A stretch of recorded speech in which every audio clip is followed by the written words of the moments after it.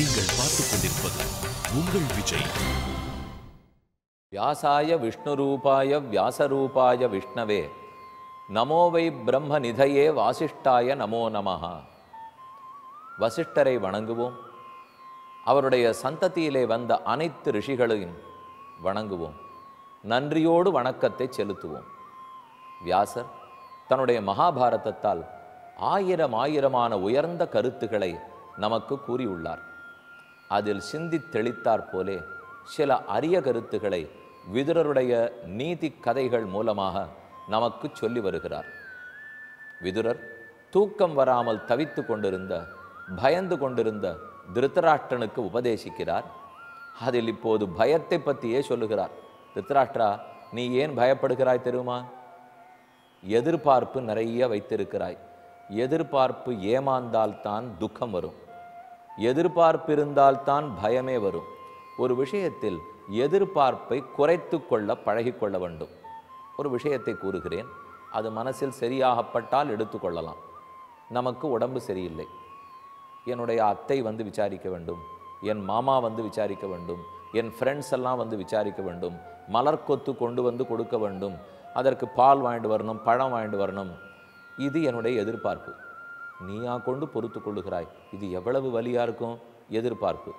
எனக்கு 2 நாள் ஜுரத்தினால சாப்பாடு வேண்டிருக்கலேன்னா, ஐயோ இப்படி சாப்பிடாமல் நீ போயிருக்கிறியே என்று 4 பேர் என்னை பற்றி அங்கலாய்த்து பேச வேண்டும் என்ன எதிர்பார்ப்பு.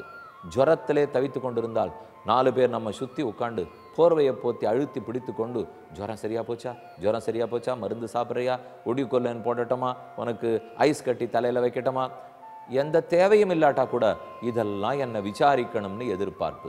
நான் எங்கேயான பிரயாணம் பண்ணிவிட்டு வந்தால் சுகமாக இருந்ததா, அதுக்கு ஏதான உடம்பு வலிச்சுதா, கால் கை நீட்ட முடிஞ்சுதா, என்னமா இருந்தது, பிரயாணத்தில் சாப்பாடு கிடைச்சதா, இதெல்லாம் என்னை கேட்கணுங்கிற எதிர்பார்ப்பு. இந்த எதிர்பார்ப்பு ஒன்னொன்னும் தகரும், எதிர்பார்ப்பு ஒன்னொன்னும் உடையும். என்னை எல்லாரும் எப்போதும் நம்மை ஞாபகம் வைத்து கொண்டு விசாரித்து கொண்டே இருப்பது இயலாது. அவனவனுக்கு அவனவன் வேலை. நம்மை பற்றி நினைப்பதற்கா மற்றொருத்தருக்கு நேரம்? அதுவும் இந்த யந்திரத்தனமான வாழ்க்கையில் உலகமே வேகமாக சுழல்கிறதோ? சுழலாது. அது அதனுடைய ஓன் ஆக்சிஸில் எவ்வளவு வேகத்தில் சுற்றுமோ அந்த வேகத்தில் தான் சுற்றும். ஆனால் நமக்கு தோன்றது, எனக்கு தலை சுற்றுறதை பார்த்தாலே உலகம் வேகமாக சுற்றுறாப்பில் இருக்குது. அந்த அளவுக்கு அவனவனுக்கு வேலை. என்னை கூப்பிட்டு விசாரித்தா தான், ஒரு ஃபோனானு பண்ணியான்னு கேட்பார்கள். இங்கேருந்து அங்கே போனியே, போனவன் நீ ஒழுங்காக போய் சேர்ந்தேன்னு எடுத்து சொன்னியோ, ஒரு மெசேஜ் பண்ண போதும், வந்தாச்சு, திருப்தி முடிஞ்சு போச்சு. இங்கேருந்து எப்படி போகணுங்கிற முழுக்க எக்ஸ்பிளனேஷன் தேவையான்னா, அதை பண்ணுறோம்னாலே அதுக்கு ஒரு எதிர்பார்ப்பு வருது.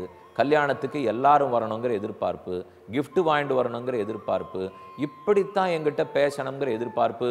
இதில் எது நிறைவேறவில்லையானாலும் உடனே கோபம் வந்துடுறது, உடனே வருத்தம் வருகிறது. அப்போ இந்த கோபம், வருத்தம், காமம், குரோதம், பயம், ராகம், இதற்குள் நாம் இப்படியும் அப்படியும் பந்தாடப்படுகிறோம். இது மொத்தத்துக்கு அடிப்படை எதிர்பார்ப்பை குறைத்து கொள்ள வேண்டும். அது எப்போ குறையும்? உடம்பு ரீதியான எதிர்பார்ப்புகள் அதிகம், உள ரீதியான எதிர்பார்ப்புகள் அதிகம்.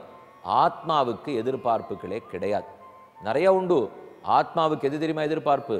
ஞானம், பக்தி, வைராக்கியம், ஆத்ம சாட்சா்காரம், மோட்சத்தை அடைதல், இதெல்லாம் ஆத்மாவுக்கு எதிர்பார்ப்பு. அவருடைய அத்தனை எதிர்பார்ப்பும் பகவானோட தான் தொடர்பு, உலகத்தோட தொடர்பே இல்லை. ஆத்மாவுக்கு தேவையானதை செய்வதை ஆச்சாரியன் செய்வார், கடவுள் செய்வார். மனிதனால செய்யறதுக்கு முடியாது. பக்தர்கள், பாகவதர்கள், ஆச்சாரியர்கள், கடவுள், இவர்கள் தான் செய்ய முடியும். அப்போ இப்பேற்பட்டது ஆத்மா. அந்த ஆத்மா பெருமானிடத்தில் எதிர்பார்க்கிறது. எதிர்பார்ப்பு வீணாவே போகாதே. என்ன, பெருமாள் தன்னிடத்தில் வைத்த எதிர்பார்ப்பை தகர்க்கதே இல்லை. நாம் உடம்பு ரீதியான எதிர்பார்ப்பை மக்களிடத்தில் வைக்கும்போது தான் அது தகர்ந்து போகிறது. தகர்ந்தது தாங்க மாட்டாமல் நாமே உடைந்து போகிறோம். ஆக எதிர்பார்ப்பை குறைச்சிப்போம். குறைஞ்சி படுத்துனா அதனால் ஏற்படக்கூடிய பயமோ துக்கமோ கண்டிப்பாக குறைந்து போகும். நம்ம பயப்படுறோம், இது வந்துடுவா இல்லையா, பேசிடுவார்கள் இல்லையா, மார்க் வந்துடும் இல்லையா, அந்த எதிர்பார்ப்பு தானே பயத்தில் கொண்டு போய் விடுறது. அப்போ எதிர்பார்ப்புகளை குறைச்சிக்குங்கோ, பயமும் குறையும். முதல் எதிர்பார்ப்பு, நான் 82 வயசு வாழ போகிறேன், சதாபிஷேகத்தும் போது என் பேரனுடைய பிள்ளை எனக்கு தங்க காசுகளால் கனகாபிஷேகம் பண்ணுவார் எதிர்பார்க்க ஆரம்பிச்சுட்டேன். இப்போ வயசு 65 ஆறுது. ஒரு நாள் ஜுரம் வைரச்சையும் பயப்படணும். ஏன்னா 82 கனவு தகர்ந்து போயிடும் இல்லையோ. சரி போனால் பொருசாமி 80 வயசு முடிஞ்சு போச்சு, கனகாபிஷேகம் ஆயிற்று, இப்போ திருப்தி தானே, இனிமே பயப்பட மாட்டீரே. என்ன ஆகும்? இந்த செஞ்சுரிக்கு கிட்டக்க வரச்சே, 100 அடிக்கிறதுக்கு வரச்சே ஒரு 90லேருந்து ஒரே பயம். ரன்னு லேஸில் நகரவே நகராது, பயம். எங்கேயான் இப்போ போய் 92ல் அவுட் ஆகிட்டா அப்போ ஒரு செஞ்சுரி கணக்கு வீணாப்படும் இல்லையோ. அப்போ அந்த செஞ்சுரிக்கு கிட்டக்க வரச்சே பயம் அதிகரிக்கிறதுக்கு பாருங்க. அதே போல் 80க்கு கிட்டக்க வரச்சே, 78 79 வயசெல்லாம் இருக்கிறச்சே ஒரு ஜுரம் வந்தால் கூட பயப்படுவோம். ஓஹோ, சதாபிஷேகத்துக்கு நாள் குறிச்சிட்டோம், சத்திரம் பார்த்தாச்சு, எல்லாருக்கும் தளிகைக்கு சொல்லியாச்சு, உறவினர்களுக்கெல்லாம் கொடுத்தாச்சு, எங்கள் அப்பாவானா இப்படி படுத்துட்டு இருக்காரே சுவாமி, 80 தாண்டிடும் இல்லையா, எவ்வளோ பயம். அப்போ அந்த 81ங்கிறத நடத்தணும்னு நினைத்து அந்த எதிர்பார்ப்பை வளர்த்து கொண்டு அதனால் பயப்படுவோம். சரி 81 முடிஞ்சு போச்சு, அன்னைக்கு ராத்திரியிலேருந்து இல்லை மறுநாள் கார்த்தாலேருந்து சுவாமி இனிமேல் எப்போ வந்தாலும் சரி, எனக்கு மரணத்தை பற்றி கவலையே இல்லை, பெருமான் எப்போ வேணால் கூப்பிட்டுக்கட்டும், நான் போக தயாராக இருக்கேன், ஒரு எதிர்பார்ப்பும் இல்லை என்று சொல்லணும் இல்லையோ. மனிதன் சொல்கிறதே இல்லை. 81 முடிஞ்ச உடனே வந்திருக்கிறவர்கள் தான் என்ன தெரியுமா வாழ்த்து விடுறார்கள், இதே போல 100ஐ நன்றாக கொண்டாடி கொண்டு எங்களையும் கூப்பிட்டு கிஃப்ட் கொடுங்கோ, எங்களுக்கும் புடவை வேட்டி வாங்கி கொடுங்கோ, நாங்கள் உங்கள் 100ஐ இப்படியே நடத்தி வைக்கணும், இன்னும் ஒரு 100ஆண்டிரும். இதை சொன்ன உடனே இந்த மனுஷனுக்கு இப்போ 20 வருஷ எதிர்பார்ப்பு வந்து விடுகிறது. இப்போ தான் 81 முடிஞ்சுது, இன்னும் 20 வருஷத்துக்கு இருக்கணும்னு நினச்சிட்டா மறுபடியும் பயம்தான். ஏன்னா இப்போ 81லேருந்து 100 வரைக்கும் கணக்கு பண்ணிட்டே இருக்கணுமே. ஜுரம் வந்தால் பயப்படணும், காலை வலிச்சா பயப்படணும், தலையை வலிச்சா பயப்படணும், எல்லாத்துக்கும் பயம். ஆக மொத்தத்தில் நாம் பயப்படுறதுக்கு விருப்பப்படுறோம்னு தெரியுது. ஒன்று பயப்படுறோம்னா அதை தொலைச்சிக்கிறதுக்கு முயற்சி எடுக்கணும். அதை விட்டு விட்டு பயப்படுறதுக்கே விருப்பப்பட ஆரம்பித்தோம்னால் 60 ஃபிக்ஸ் பண்ணுறோம், சட்டத்தை பூர்த்தி முடிஞ்சு போச்சு, உடனே 80 சதாபிஷேகம் முடிஞ்சு போச்சு, உடனே 100 நெஜ சதாபிஷேகம் வந்துடும்னால் இதெல்லாம் எதிர்பார்ப்புகளின் வகை. எதிர்பார்ப்பு இருந்தாலே பயம் வரும். நீங்கள் பார்த்துக் கொண்டிருப்பது உங்கள் விஜய். எதிர்பார்ப்பு இருந்தாலே பயம் வரும். அது மகனிடத்தோ மகளிடத்தோ என் உடம்பை பற்றியோ என் பண வரவை பற்றியோ எதை பற்றியும் எதிர்பார்ப்பை நிறையா வைக்க வேண்டாம். பெசிமிஸ்டிக்காக இருங்கோன்னு நான் சொல்லவே வரல, ரியலிஸ்டிக்காக இருங்கோன்னு சொல்ல வரேன். எது நடக்குமோ அதைத்தான் எதிர்பார்க்கணுமே தவிர நான் இப்போ 80 பண்ணிக்கிறேன் 100 பண்ணிக்கிறேன், யாருக்கு என்ன இதனால் நஷ்டமா லாபமா? நான் இப்போ 80 வாழ்ந்ததுனால ஊருக்கு எதான் லாபமா, இல்லை நான் 60 வாழ்ந்ததுனால ஊருக்கு எதான் நஷ்டமா? ரெண்டுமே இல்லை. இன்னைக்கு நாள் இருக்கிறது வாழ்கிறோம், நாளைக்கு நாள் இல்லையானால் வாழப்போவதில்லை. இதை பற்றி சொன்னாலே இந்த மாதிரிலாம் பேசாதீங்க, அச்சானியமாக பேசாதீங்க, அபசகனமாக பேசாதீங்கன்னுவா. என்ன பேசினாலே தப்பா, இல்லை நான் பேசாததுக்காக இருந்துகிட்டே இருந்துட போகிறோமா? ரெண்டும் இல்லை பாருங்க. எதிர்பார்ப்பை குறைச்சிக்கணும், தியானத்தை வளர்த்துக்கணும், ஞானத்தை வளர்த்துக்கணும், தேகமே ஆத்மாங்கிற தப்பான புரிதல் அதை தூக்கி போட வேண்டும். ஆச்சாரம், அனுஷ்டானம், அனுசந்தானம், அர்ச்சனம், பெருமாளுக்கு பண்ண வேண்டிய அனைத்து தொண்டு மனப்பான்மையோடு செய்ய வேண்டும். இதை செய்து கொண்டிருந்தால் தானே பயம் குறைஞ்சிடும். நீங்கள் இப்போ இதை கேட்டுட்டு இருந்தால் என்ன தெரியுமா சொல்லணும், சுவாமி ஒரு பயமாக இருக்குதுன்னு சொல்கிறேன், நீர் கூட வந்து ஒரு மாத்திரை கொடுத்து பயத்தை சரிப்படுத்திட்டா தேவையில்லை, என்னமோ 4-5 வழியை 4-5 நாளாக சொல்லிட்டு இருந்தா இதெல்லாமா கேட்டுக்க முடியும்னா இதுதான் இதுக்கு வழி. பயத்துக்கு மாத்திரை கொடுத்தெல்லாம் குணப்படுத்த முடியாது. நீங்கள் யோசிச்சு பாருங்கள், டிப்ரெஷனுக்கு மாத்திரை கொடுத்தாலோ, பயத்துக்கு மாத்திரை கொடுத்தாலோ, டென்ஷனுக்கு மாத்திரை கொடுத்தாலோ அநேகமாக இந்த மாத்திரை தூக்கம் வரவழைக்கிற மாத்திரையாக தான் இருக்கும். மற்ற மாத்திரையெல்லாம் ஒன்றும் பெருசாக இருக்காது. ஏன்னா டாக்டர் தெரிஞ்சு விட்டார், இவருக்கு சொன்னால் புரிஞ்சிக்க மாட்டேங்கிறார், தூங்கினா நிம்மதியாக போயிடும், பயப்பட மாட்டாரோ இல்லையோ. தூக்கம் பயப்படாத இருக்கிறதுக்கு வழி பசிக்கிறது. அந்த பசியில் ஒன்றும் பண்ண முடியலன்னா தூக்கம் வந்துடும்.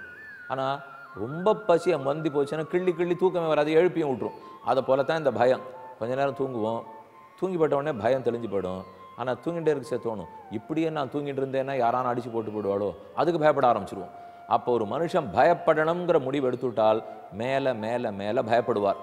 நாம் தான் முதல்ல பயப்படக்கூடாதுங்கிற முடிவு எடுக்கணும். கடைசியாக ஒன்று பாசிட்டிவாக திங்க் பண்ணுவோம். லோகத்தில் எத்தனையோ நல்லது உள்ளன, கெட்டது தான் நமக்கு நடக்கும் என்று நினைக்க வேண்டாம். பட்ட காலில் படும்னு கூறுகிறார்களோ இல்லையோ, கெட்டது நடக்கும் நினைக்கிறவாளுக்கெல்லாம் கெட்டது தான் சுவாமி நடக்கிறது. நீர் ஒருவேளை நடக்காத இருக்கலாம், அப்படி இருக்கிறவாளுக்கு நல்லதே நடக்கிறது. நாங்கள் கெட்டது நினைக்கிறோம் பாருங்க, எங்கள் தலையில் தான் குற்றார், பெருமாளும் பார்த்து எங்களை தான் குற்றார்னுவோம். அப்படிலாம் ஒரு ஒன்றும் கையை மோதிரத்தோடு வச்சு குற்றத்துக்கெல்லாம் காத்துட்டே இருக்கல. இப்போ இல்லை நம்ம தான் தலையை நீட்டின்னு காத்துட்டு இருக்கோமா? பெருமாள் குற்றத்துக்கு காத்துட்டு இருக்கல, நம்ம யாரும் குட்டு படுறதுக்கும் தயாராக இல்லை. அப்போ என்ன அர்த்தம்னால் விஷய ஞானம், ஆத்மா, பரமாத்மா, ஜீவாத்மா, அச்சேதனம், இதை பற்றின ஞானம், பரமாத்மாவை பற்றின தியானம், எல்லாத்துக்கும் மேலே பாசிட்டிவ் திங்கிங். லோகத்தில் எத்தனையோ நல்லதுகள் நடக்கின்றன, அதை எதிர்பார்ப்போம். நமக்கு நல்லது தான் நடக்கும், எதிர்பார்ப்போம். நல்லது தான் நடக்கும்னா ராமன் நல்லது நடக்கும்னு எதிர்பார்த்தார். நாளைக்கு பட்டாபிஷேகம், ஆனால் தடைப்பட்டு போயிட்டே. பார்த்தீங்களா சுவாமி, ஆனானப்பட்ட ராமனுக்கே தடங்கள். அவர் நல்லது நடக்கணும்னு நினைச்சார்.